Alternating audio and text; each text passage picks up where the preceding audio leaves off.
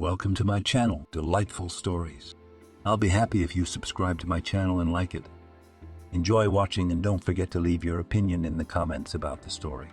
The first summer rays, though bright, were warm and fake. Prochor slowly walked along the sidewalk. At the same time, he reflected on his long but not very happy life. He was already in his 70s, and the man could safely say that in his century he had seen a lot. Prochor was born into a family of veteran servicemen. His father was in the war. His mother was a stenographer. It was at the front that they met. Both miraculously survived.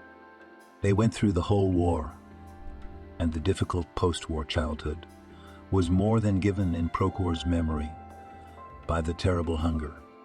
The man often thought that physical strength, the natural inflexibility of character, this is in him from the blood of his mother and father, hardened in battle near Sevastopol. Nevertheless, the boy somehow recovered, and when the time of army service came, he asked to join the Navy. And so it happened that Prochor spent most of his life at sea, until finally made itself felt chronic, delicate disease, attacks which especially gave no rest to the man in wet and windy weather. Prochor met Victoria, his future wife, on one of the voyages. The girl lived in a small port town in the south. The ship where Prochor served had to stop in that city for emergency refueling. Standing on the waterfront, while the sailors were allowed to go ashore, the young officer saw a beautiful young girl selling small bouquets of garden flowers from her own vegetable garden to passers-by. Big eyes, pink sky flowers, and long kashtan hair gathered to match the color of the ribbon. A high ponytail made the young serviceman's legs take him to the flowery nice. "Good afternoon, young lady," the officer greeted her. "Why do you have a bouquet of T50s?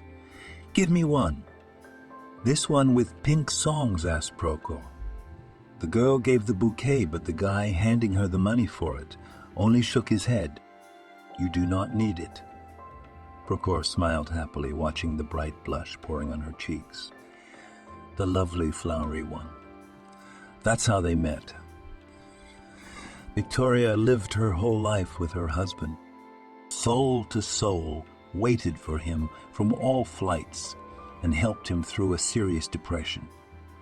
When Prochor was early retired for health reasons, "Come on, my love. You don't have to worry so much," his wife consoled him. "You must have served your time at sea. Now you can rest on dry land. Life sees everything, understands everything. You know, it's your time to work on land." "Why should I lie on the stove forever now?" as the cat grieved his husband. "I love you more than life. You know it yourself. But what am I going to do now? Digging the garden or fixing the fence at the cottage? Even if it was to fix the fence, isn't that a good deed? It's only a joy to fix your own nest." Victoria was sadly silent. All her youth, she worried about the fact that she could not give birth to Prochor, a son or daughter. She and her husband went in rags treated, and even, God forbid, once wandered into the grandmother on a tip from friends, but all to no avail. Then they wanted to take a child from the orphanage, but it did not work out. In the end, the couple decided that fate had decided to do just that, and they began to live out their lives together despite the absence of children. All was well until 5 years ago, when Victoria was diagnosed with a malignant tumor, and in a very critical, neglected condition. As often happens in such cases, Prochor's wife herself, until the last moment, did not realize what was happening to her. Frequent headaches and increased fatigue. The woman attributed the weather changes and unstable northern climate, to which she and her husband moved almost immediately after his retirement. When did it come to fainting? Prochor realized that the situation was much more serious than his wife tried to show him. She hid her rapidly deteriorating condition from her beloved husband to the very last. Using the remnants of the former military connections from the past, a former naval officer drove Victoria in the capital in a private hospital, the director of which was his old acquaintance and in the past, a military surgeon. That's when it turned out that his wife's cancer had already moved to the very last, unfortunately not abundant stage. Realizing that there was not much time left, Prokhor, like any man faced with such a situation, tried to do everything possible for his wife to prolong her stay on this earth as much as possible. Almost all of the savings bought over the years, the man spent on expensive treatment, which involved the use of new experimental methods and imported medicines. To the surprise of the attending physician and Prokhor himself, the methods suddenly began to give positive results, and Victoria felt noticeably better for a short time. Encouraged by this course of events, the husband began to actively take loans and credits in all available inner city banks. They willingly gave out money because, as a pledge, Prokhor left at first his old skyline, and then his own apartment and a country house by the sea, where he and his wife loved to go every summer. The former naval officer was ready to get into the devil's mouth, if only to save the dearest and most beloved person to him. However, 3 months after the start of the experimental method, it suddenly ceased its positive effect, and Victoria has become several times worse. A sad outcome was the death of Prokhor's wife. Victoria could not live up to 3 days before his 60 years. Grief covered her faithful and devoted husband with an unsightly black veil. After the funeral of his beloved, Prokhor wandered thoughtfully through the streets of the summer city. It was beginning to come to life after months of a long winter. The elderly man clearly understood that no one in this world needs him anymore. His distant relatives, whom he did not even know, had not even come to say goodbye and see his wife off. What to say about going to live with them? At least for the first time, they have enough trouble without him. A lonely old man would only be a burden in someone else's house. And Prokhor didn't want to leave the city, too accustomed to it over the years. By that time, the bank structures had already managed to register the property of the former sailor, and almost 70 years old defender of his motherland was suddenly left completely alone without any housing and means for normal existence. Prokhor slowly walked down the street. From the outside, it seemed that he was just taking a walk. But in fact, the man was going to a specific place, which he had noticed for a long time. When the former military man realized that all he had ahead of him was the prospect of life in some dank basement, he decided to explore the city in advance, in the historical part of which there were several abandoned houses formerly owned by wealthy merchants. Prokhor's excursions ended, not too successfully. Most of the abandoned buildings he managed to find were already inhabited by local homeless people, and they, in turn, were not too eager to shelter another stranger. However, the man did manage to find something of interest to him, going back to the hospital. Prokhor accidentally deviated from the usual route that day.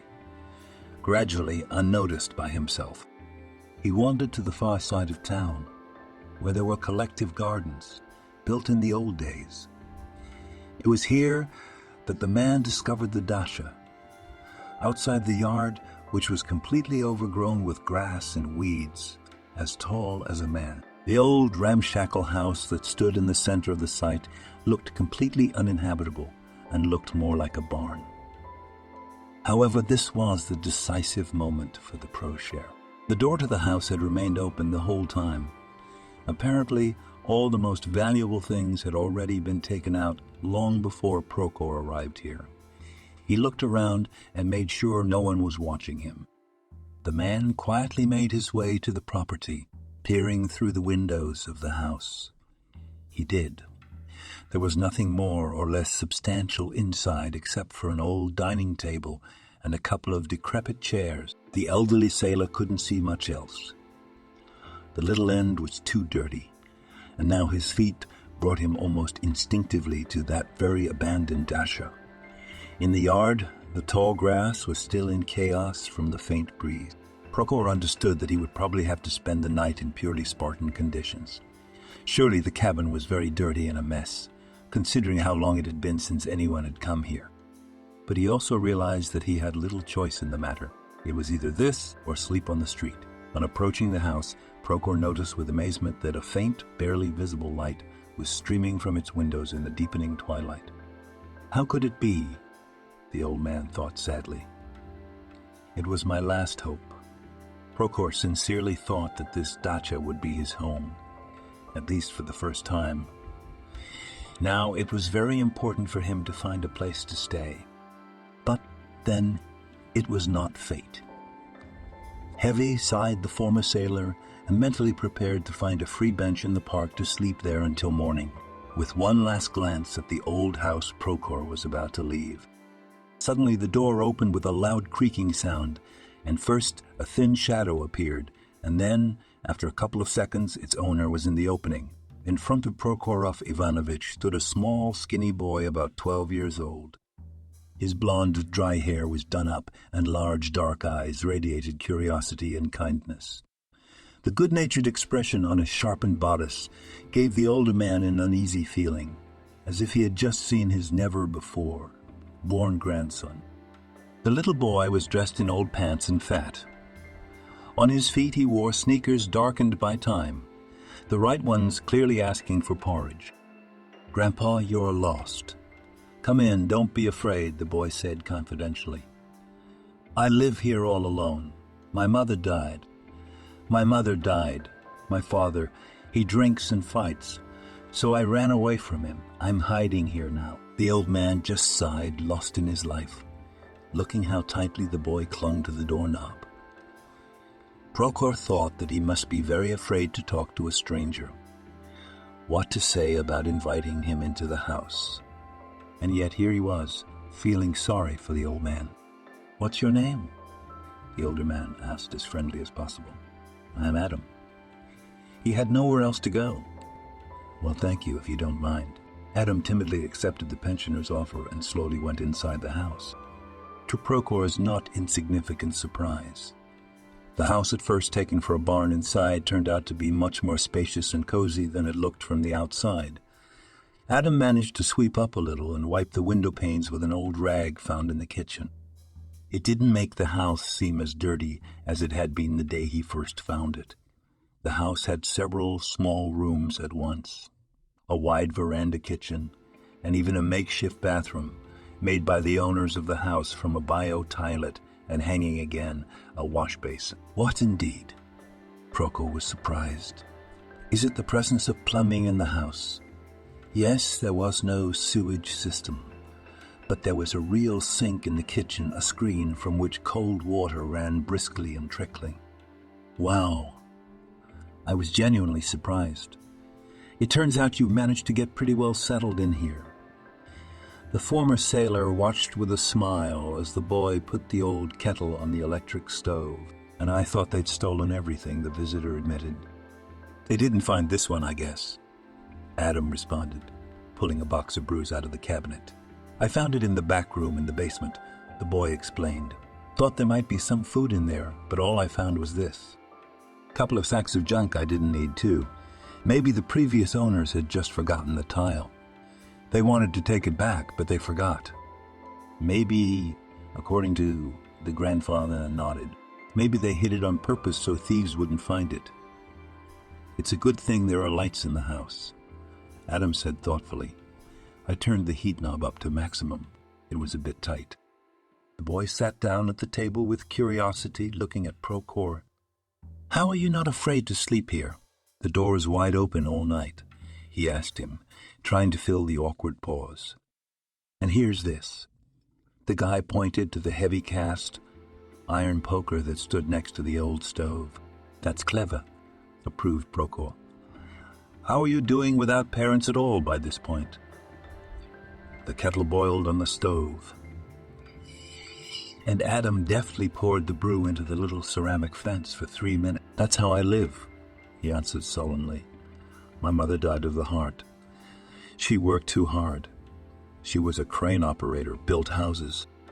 A noble occupation, the old man responded. Noble is noble, but it wasn't paid very well.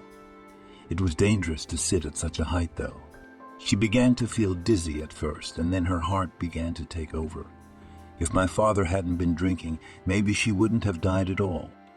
But when she got drunk, she'd call my mother all kinds of names. Of course, I'd stand up for her. But that bastard is strong, the bastard. I see. And then my stepfather sent me to an orphanage. He said, "Take this kid away. I don't need him for nothing." I put up with him as long as my mother was alive. And now the boy's been quiet for a while. I was only there a couple of months. Ran away from there. It was too boring.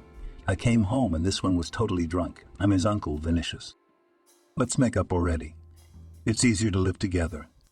And he punched me in the head for that. I ran away from him too. Then I found the house. There's nobody in it. It's all old, and I don't think I can think of another one. The boy and the old sailor were slowly drinking strong black tea. Procor. I was thinking about the story of the wall. When adults suffer, that's half the trouble, but that's life. But when children suffer, it can't be any worse than that. It's unnatural. Having made up his mind, he asked the boy, "How would you like it if you and I lived here together until the fall? I have nowhere to go. It's just the way things are.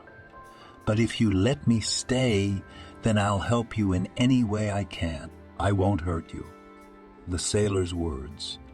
The boy's eyes widened with wonder and delight. "You are a sailor. What is true?" He nodded cheerfully, though. "Stay, of course." "Wow! Did you swim in the ocean? Did you see a whale?" The old man just laughed good-naturedly in response. Wait. I'll tell you everything. Let's have dinner first. Let's get something to eat." And so they began to live. The old sailor and the little orphan in friendship and mutual assistance. To Adam's credit, he was not a beggar or worse, a petty thief. He did not steal food from the supermarket, as did many of his unfortunate fellows, who had once escaped from the orphanage and settled on the street. Instead, the boy honestly collected, and next to the same supermarkets, used cardboard and unwanted glassware to pass them on to a collection point. The proceeds, though not much, came out of it.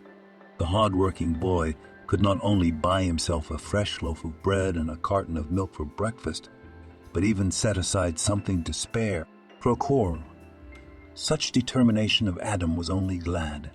He himself received his military pension, but there was only enough money for food and to keep themselves and the house they had inherited relatively tight. As soon as Procor received his next pension, with a little extra for City Day, he and the boy immediately went to the local market to buy the boy new sneakers. Adam behaved modestly. He didn't ask for the most expensive brand-name sneakers, even though Procora could see in the boy's eyes that he really wanted to have such shoes. The little worker added to the older man's money all his small savings, which he systematically put aside from each proceeds of the cardboard glassware wages. Procor saw the boy's face light up with pride as he handed the seller the money for a pair he liked and matched his size, and he could not be happy. Still, the little fellow was able, to some extent, to fill the emptiness in Procor's soul, and soon the old sailor began to recite the song to his grandchildren. Together they managed to make their humble abode look more or less decent. They got into the rooms as best they could. They tore up all the floors in the kitchen from the veranda and washed their bedclothes in the old washing machine. The only thing they did not touch was the tall grass in the vegetable garden adjacent to the plot. The boy and the pensioner were afraid that in its absence, the neighbors might think that the real owners had returned to the dacha. So they decided not to take any chances and did not come within a neighbor's window without an absolute necessity. On long summer evenings, Procor used to tell songs about his maritime adventures, about what amazing cities and what amazing people he met on his way of life. Told the boy to his wife, who left him so young in this harsh world. The boy, listening to the stories of his eldest helper, was either enthralled or laughed at the amusing sea anecdotes. What his grandfather told him, and sometimes cried over the untimely death of Victoria, which for some reason he felt awful pity for. In general, Prochor noticed that Adam had a very delicate mental organization, and in most cases only wanted to seem to people so mature and slightly rude. Considering how much the boy had suffered from his stepfather's actions, the old sailor was no longer surprised by the wall's similar behavior, though it hadn't been long since Prochor began sharing the abandoned house with the boy. Still, he felt he had found a real family in Adam. The man did not know how much time he had left in this world, but he was glad to have such a wonderful foster child. The house was for him the last native corner in which he planned to spend the rest of his days, at the same time preparing, as far as possible, a wall for his future adult life. One evening on his way back from a walk, Prochor witnessed a terrible traffic accident. A large sports car was speeding at no less than 80 kilometers per hour. At full blast, it crashed into a lamppost, nearly hitting the unfortunate pedestrians at the bus stop, who were waiting for their transportation at the time. The car appeared abruptly, as if it had come out of nowhere. The old sailor caught a glimpse of a young girl behind the windshield, whose face was a picture of genuine horror and despair. She was helplessly turning the steering wheel of the car, trying with these actions at least somehow to reduce the speed. As a result, the car spiraled into several fatal spirals, after which it crashed into a pole. There was a deafening bang, and then the screams of bystanders who managed to scatter in different directions from the crash site. Prochor saw how something white suddenly appeared inside the wrecked car. It was the airbags going off. Well, thank God, thought the elderly man. At least she was alive. However, when the girl removed the airbag and tried to get out of the wrecked car, she failed. The truss proved so tight that the nice driver found himself literally trapped in steel. Trying to unbuckle her seatbelt, the girl found that his system too had become permanently imprinted in the interior of the regimented cabin. Looking around, the unfortunate owner of the sports car tried to find someone who could help her. But the people around her were busy calling an ambulance and the police. They simply weren't paying attention to the injured driver of the pole. A thick stream of dark blood slowly trickled down the girl's body. At that moment, Prochor noticed something strange. Just under the bottom of the car, a small dark puddle had accumulated, into which oil continued to drip from the puncture into the gut of the car.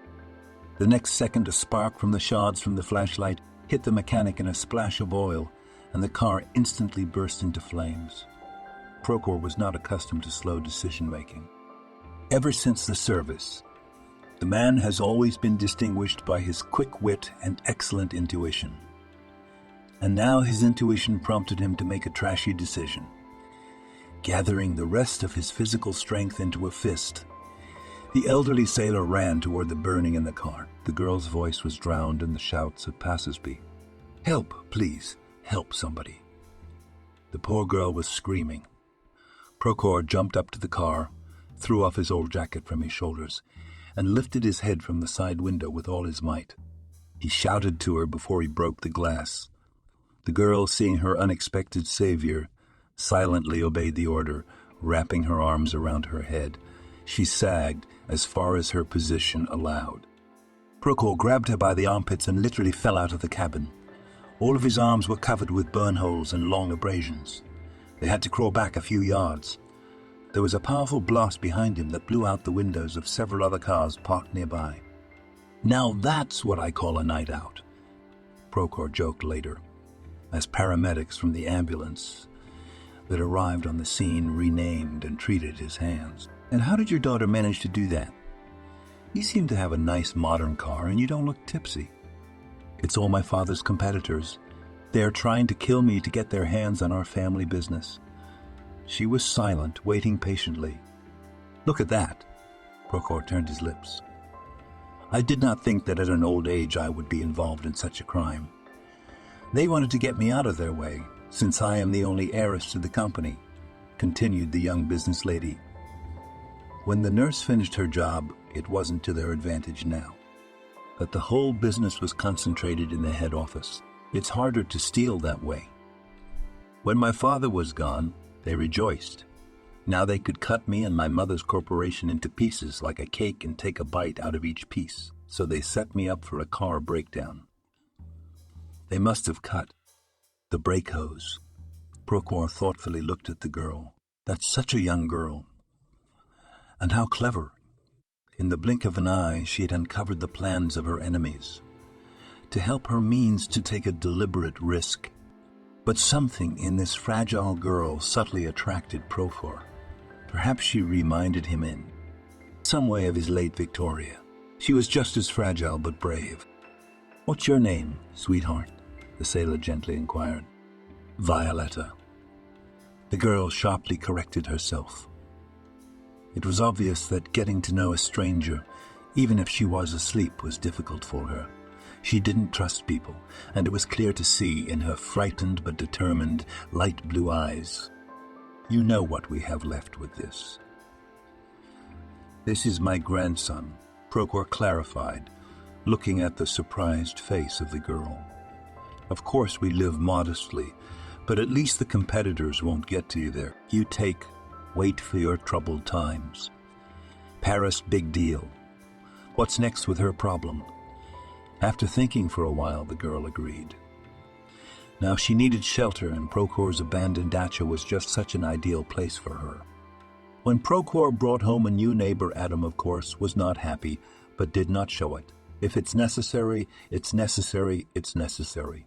The boy remembered the folk wisdom, and silently put tea and sushka on the table.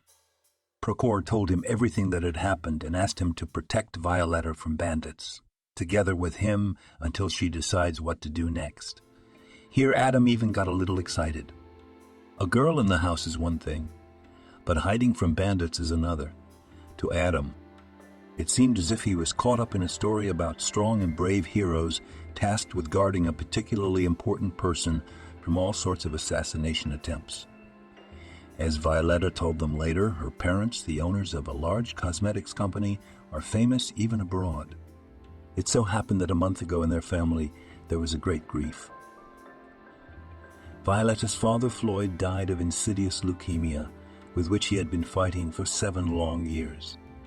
As soon as his father's competitors knew about his death, they immediately stepped up, determined to get their hands on the business.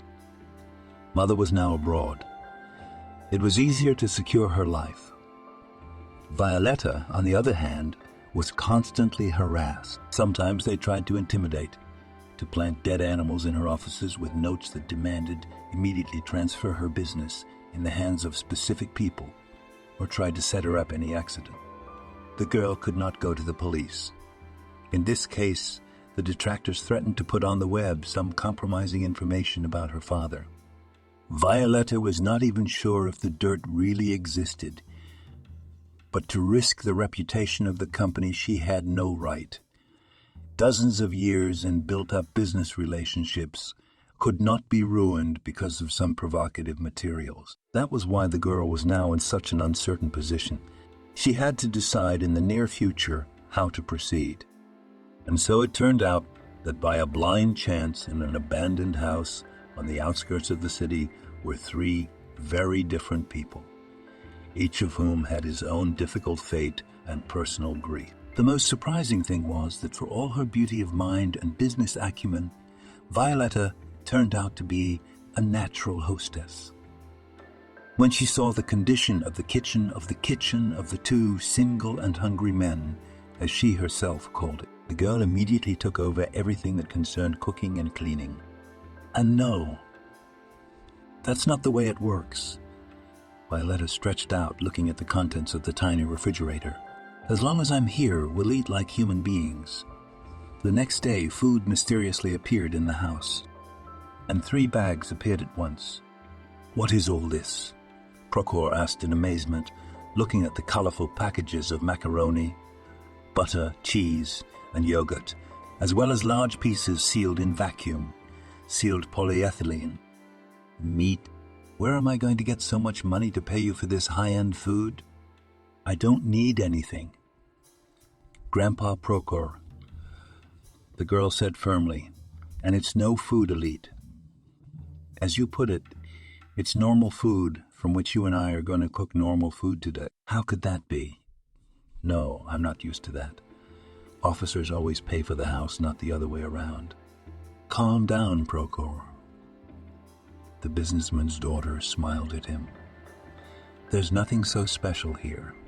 I asked my assistant, Veronica, that she ordered me groceries, and my father's driver brought it. Don't worry. I can cook. We won't die of poisoning or hunger. Violetta laughed heartily, and Prokhor was embarrassed. The old sailor was not used to a woman buying food for his own money, but Violetta was absolutely adamant in this regard. It turns out that she had been studying to be a cook in Washington for 3 years. She even managed to work in several fashionable restaurants. So, in the evening, Prokhor had a real royal dinner. That's who really enjoyed Violetta's culinary talents. Until then, the boy had been surviving with his elderly neighbor, practically from bread to water. At last he ate, tasty and full-bodied. His favorite food was stew and a couple of slices of black bread. At the orphanage, the boy ate only once. So unpalatable was the food there, the cooks in that place really did steal the best products and left the worst for the children and cooked it so badly. Here, Adam thought he was in a real, edible paradise. Looking at the joyful flying boy, Prokhor brought tears to his eyes. He did not think that ordinary food could cause so much excitement in a teenager. At that, Violetta really did not use any delicacies in cooking. She only stewed in the old stove, the so-called pot roast, there on low heat before she baked a couple of pies big with cabbage and mushrooms. They were fascines, mushrooms, and a small one with apple jam, which I also bought at the most ordinary supermarket. Cereals and pasta. Grandpa stashed in the basement so they wouldn't spoil and used the cheese and sausage to make hot sandwiches. He deftly heats a frying pan for them in the morning. On that same old stove, at Adam's, those sandwiches were a real hit. If it's true what they say, the way to a man's heart is through his stomach. The boy was won over by her. I would eat your soup every day after the boutiques. With his mouth full, Adam praised Violetta's soup. Still, it's good that you're with us, and it's good to live, the boy concluded. At the eye full belly, jokingly scolded him Prokhor. Violetta, our girl will stay with us for a while, and then go back to her house. So don't get too used to restaurant food. Prokhor, of course, called the magnificent home cooked food prepared by the girl's hands. Not that Prokhor threatened the old man with a finger. The businessman's daughter let Adam get used to eating properly. For him, as a growing body and future protector, it is very important. The veteran sailor only smiled, tilting his head to the side. She was a good girl after all, that Violetta. Prokhor suddenly realized that he had become very attached to the young business lady in these few days, and he would be very sorry to part with her when the time came. So, imperceptibly, the whole month flew by. Violetta lived in a small room at the far end of the house and was to the men a caring hostess and a peaceful neighbor. In the evenings, all three of them played board games, which Violetta slowly managed to drag to them from her own home, still using her assistant and driver for this purpose. In the same way, food and medicine continued to appear regularly at home for Prokhor, and soon new clothes for Adams. The girl herself would come running and wash the floors. And when the elderly man became indignant, she reasonably replied that this was the least she could do to thank the old man for saving her life and giving her shelter. With her own phone and laptop, Violetta tried not to use it. Only occasionally she called on the old button and tube with the new number of her assistant to order the same groceries or what is the household stuff. The girl was very afraid of being tracked down by her father's competitors. After all, then not only she but also Prokhor and Adam would be in danger. and that Violetta could not allow. One day the girl was very frightened because she seriously thought that they were caught. All three were about to go to bed when a quiet rustling could be heard in the yard, as if someone was making their way through the grass bushes that hid the abandoned house from prying eyes. God, it must be them. With her ears to her lips, whispered a frightened Violetta. If anything, say that you had nothing to do with it, that I came to you by accident, and that you are complete strangers to me. What are you making up as you go along? Procor scolded her angrily. Do not be afraid, my daughter. Even if they are these bandits, we will not give you to them. Come on, march to the basement, commanded the former naval officer with a nod, pointing her to the back of the house. Are you out of your mind? The girl laughed. I'm not putting you here alone. I won't leave you alone. You wouldn't dream of it. It's my problem. I'll deal with it.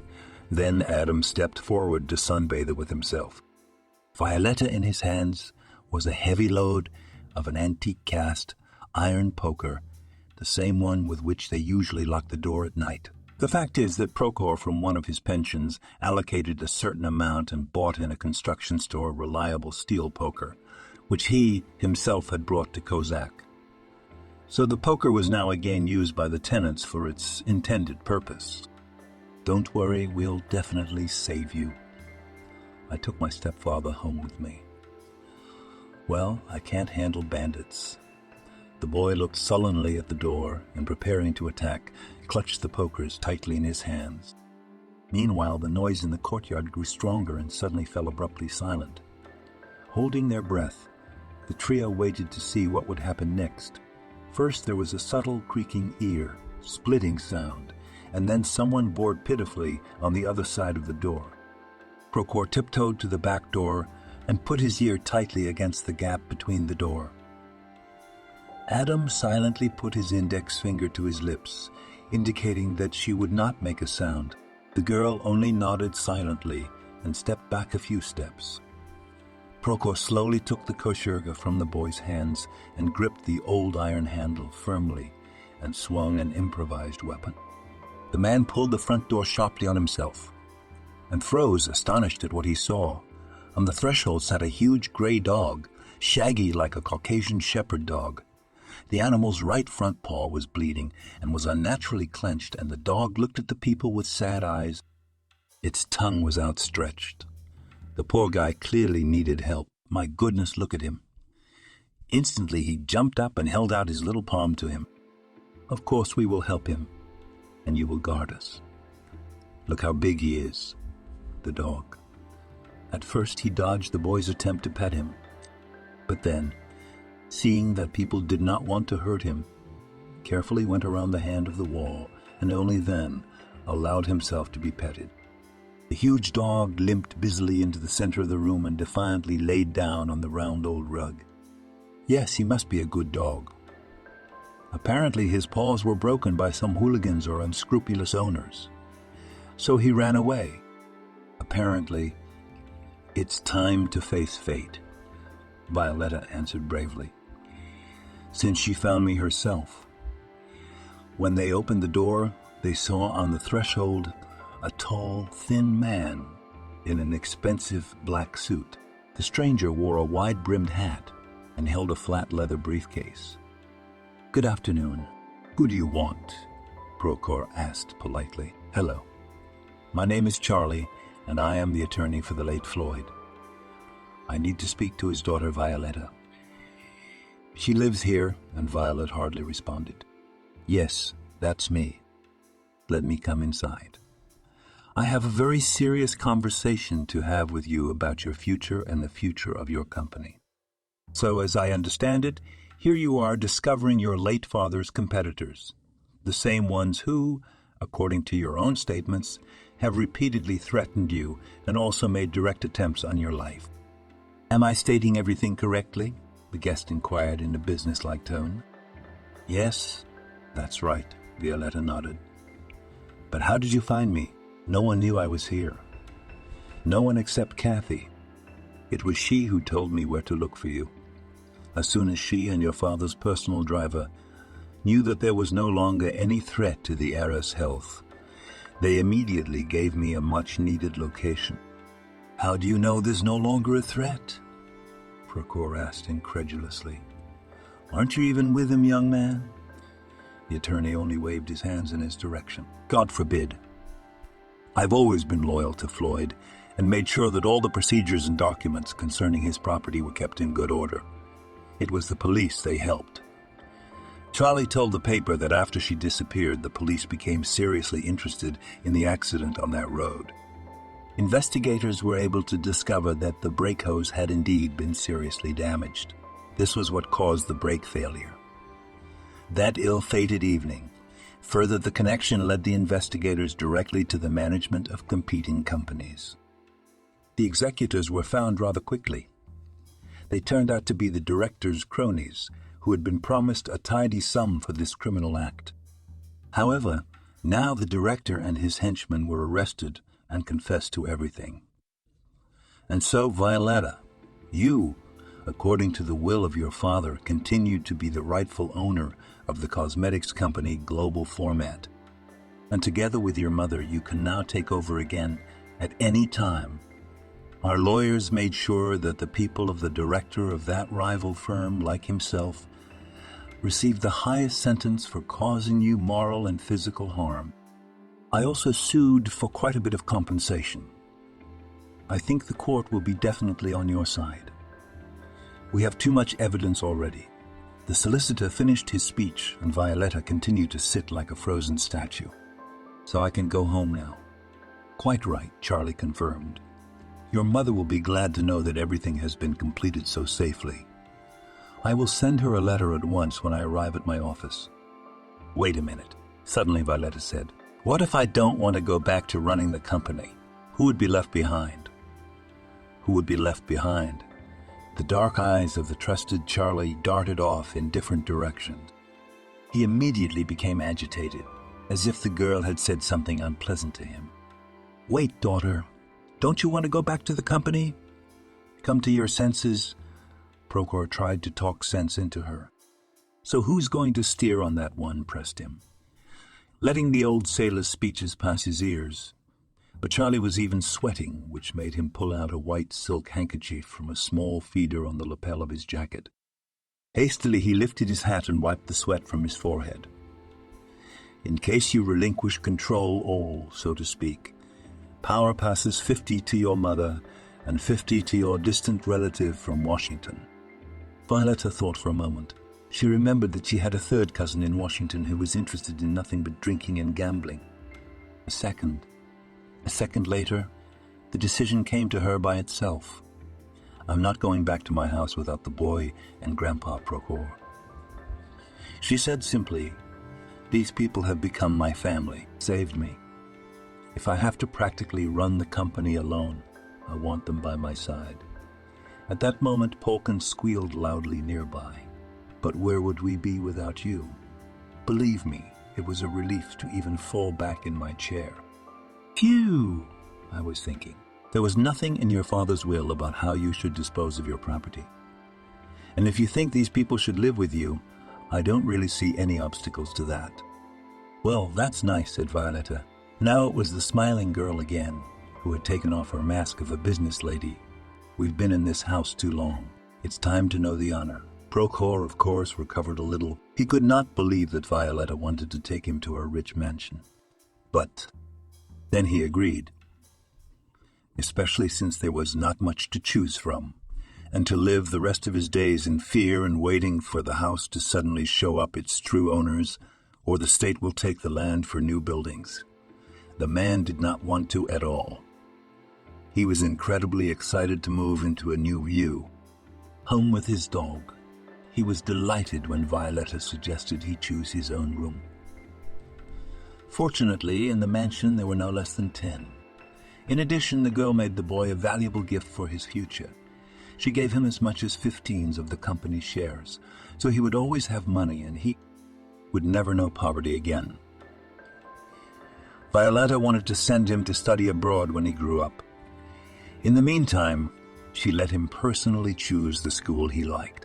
Violetta's father's huge library became available to Prochor, and now he could stay there all day, just drinking fresh juice or hot tea and studying the next book on Ode 119. The man never tired of constantly thanking the girl. After all, could he have dreamed that at his old age he would suddenly have a named daughter and grandson? Violetta still baked for him herself in blueberry pies, and Katie helped her with that. It was their common way of relaxing. Violetta's mother, when she found out about Prochor and little Adam moving in with her, was angry at first. After all, she did not always agree with the decisions made by her eccentric daughter. However, later the woman noticeably cooled down in his judgments. Moreover, she and Prokhorov turned out to have quite a lot of common interests. Soon they were linked by a tender friendship that grew out of mutual respect and love for the sea. Polkan also got his share of dogs. But for him, a large, spacious kennel was set up in a huge yard and his own training ground where he and his faithful master Adam could practice different commands and tricks. Life went on as usual, and everyone was immensely happy. Once, a few months after the happy relocation of Prochor and Adam, a strange man knocked on Violetta's social network. He claimed that his name was Frank and that he was Adam's real father. From the correspondence with him, the girl found out that this Frank saw Adam by chance in one of the fashion magazines. He went to the hairdresser's for a haircut and saw this magazine on the table there. Took it to read while he was waiting for the master. And inside there was an article about celebrating Adam's birthday and his amazing story of acquaintance with Violetta and Prochor. Upon learning Adam's last name, Frank immediately rushed to find out everything about this boy. Where was he from? Who were his parents? The man was shocked to find out that the boy was most likely his son. He and his mother had met at one time, but they were not married. That's why Frank never knew he had become a father. The boy's mother hid her pregnancy from him, and Frank went to live in another town very far from where Adam's mother lived. Of course, a DNA test was still needed to definitively confirm paternity, but the man felt with something in his heart that Adam was his and only his flesh and blood. Violetta suggested that Frank meet for the first time on neutral ground in a cafe. There she learned more about the man himself. It turned out that Frank had been working at a large peer company for a long time and had good career prospects. His salary was also very decent, so he would be able to support the boy. The only thing the man asked of Violetta during the meeting was a chance to meet and talk to his son. "Please, Violetta, give me a chance to talk to him. Just to look at him. You understand that I haven't seen him and didn't even know that my child existed for 13 years. What are you going to tell him?" she asked Frank incredulously. "How do you explain your absence all these years? The boy didn't live in a sanatorium. He was abused by his stepfather. He ran away from the orphanage. Understand? I'm afraid that your contact with him could cause irreparable psychological trauma to the child. Well, at least tell him about me. Tell him about me. After all, Adam must know that he has a living father." The encounter left Violetta's soul. A contradictory feeling. On the one hand, she found Frank sympathetic. He reeked of reassuring kindness. But on the other hand, what did she know about the man? All she knew was that he had chosen to tell her himself. The businessman's daughter had commissioned private investigators to find out all Frank's background, and they soon provided her with positive results. As it turned out, the man was hiding nothing from her. All the information provided by him about himself turned out to be true. The next day, Violetta herself called Frank and offered to meet again. They chatted for a long time, and by the end of the day they suddenly came to a mutual opinion that they liked each other. It took time for Violetta to prepare Adam for the arrival of his own father in his life. However, after talking to the boy, on the contrary, he became eager to see Frank in person and talk to him. "Daddy," cried Adam, joyfully clutching his father in his arms when he arrived at the mansion. How glad I am that you found me. Now we can all live together. Me, you, Violetta, Grandpa Procor, Polkan. Frank looked at Violetta in surprise. Later the girl told the man her own story, after which Frank was finally convinced that this was an amazing woman. To let go, which means to lose the opportunity to find a faithful companion and a loving wife for life. Gradually, Frank and Violetta began to date. Their feelings became stronger and stronger, and a year later, the young people decided to get married and immediately officially adopt Wall. Is it necessary to say that the boy was happy in one moment to find a real, loving father and a young woman who could become a second mother for him? Now the whole family lives in a huge house. Together with Prokhorov Polkin, they are perfectly happy and hope to live very many good and long years.